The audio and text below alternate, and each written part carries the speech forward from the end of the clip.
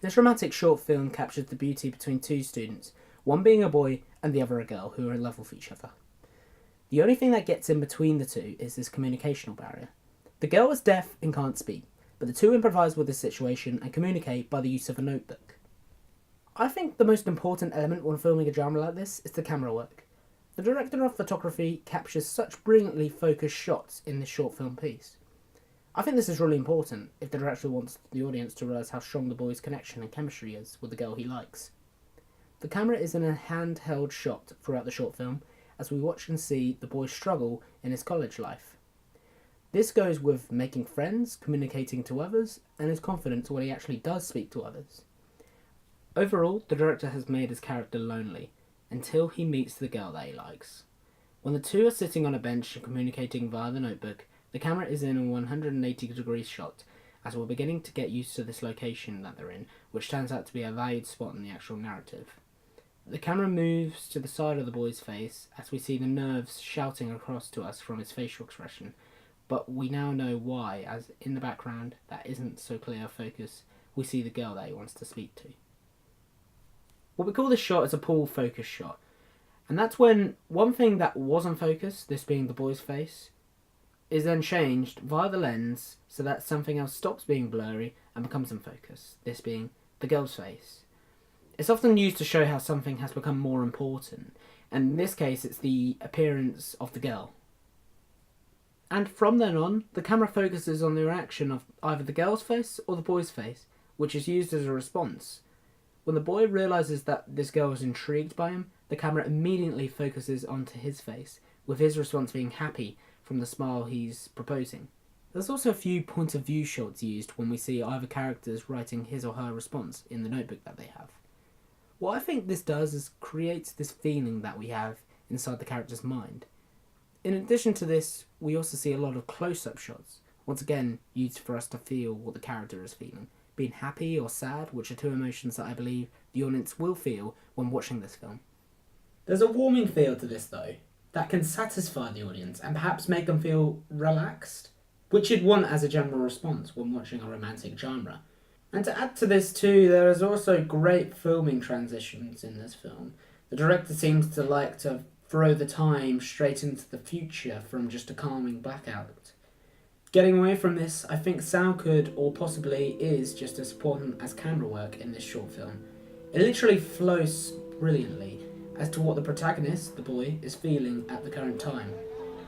The short film starts with this real innocent and quiet sound which comprehends with the audience guessing that the boy is very quiet himself and likes to lock himself away a lot of the time. Joined with this, I think it also makes the audience feel sorry for this boy, which they can gain their respect for him. What really satisfies me is this change in music though. When the two are communicating with each other strongly and enjoying each other's time, there's a very nice calming and peaceful music. We begin to hear an upbeat music though, which portrays the boy beginning to come out of his shell more and he's becoming more confident with college life. It mirrors what we were seeing before though in the film. An example of this is when we see the boy very down and upset in class, but then this compares to him enjoying himself in class. This is because a girl has come into his life. Facial expressions and body language changes. I think with not just the boy but with the girl too. The music is changing all the while. When we see the boy going to meet the girl, this music of hope begins to play, which pushes us as the audience to support him on. Eventually this will abruptly end when the boy sees the girl being hit on by another boy. The music reacts with this and we begin to hear this emotional music where we feel how upset he is. To add as well, there's also a real great pull focus shot here. The attention certainly goes to the protagonist's face, but we still see what's going on in the background where this stranger is trying to force himself onto the girl. When the girl suddenly meets the boy in the corridor, she tries to speak to catch his attention, and I can tell how valued the music is as it's still playing while she is speaking. The music then comes to an end as we see the boy use the sign language to reply back. This basically reminds us that this is about him because the music is no longer playing. This ends with how beautifully technically constructed it is. The mise-en-scène is particularly important for showing that we are watching students. This is from the props they use and also the location. Props being the pen the boy uses to write with in class, and the different books we see a whole variety of students holding. A lot of the time in the film we see these shots being carried out in corridors, so this visual detail backs up that this is school life. However, I think lighting is particularly important too. I feel as if lighting also reacts to the emotion that the boy is feeling at different times. When we see him with the girl, there's a high level of lighting, but this soon changes when he feels he has lost it with her. We see him outside in a dark area with only part of the natural sunlight shining on him. This may smartly have been achieved from the editing or using the actual internal and external lighting. And that wraps it up for this beautifully constructed film.